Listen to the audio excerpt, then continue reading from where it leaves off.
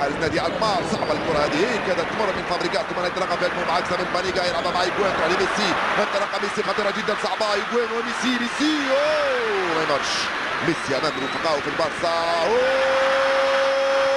با با با با با با با با با با با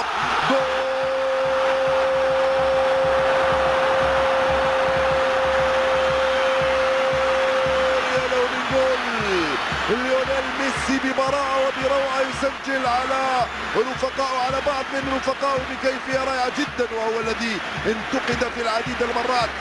ها هو رد اليوم ليونيل ميسي الذي لم يكن في المستوى في عهد دييغو أرماندو مارادونا يسجل بروعة ينفلت وسط مجموعة من اللاعبين يمرر ثم يستلم ثم يسجل بواحدة من روائع لأن ليونيل ميسي الوحيد اللي سجل بهذه الكيفية وسط هذه الزحمة وأمام حارس اسمه بيبي راينا. يسجل ليونيل ميسي واحدا من أجمل وأروع الأهداف التي سجلها في تاريخه ولو أنها كثيرة الأهداف الجميلة التي سجلها ليونيل ميسي. هذا الهدف أجمل طبعا أمام منتخب إسبانيا بطل العالم بهدف مقابل 0.